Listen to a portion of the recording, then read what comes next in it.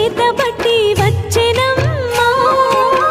గోవిందుడే కోక చుట్టి గోపెమ్మ వేషం కట్టి ముంగోల చేతబట్టి వచ్చెనమ్మా. నవమోహన జీవన వరమిచ్చెనమ్మా.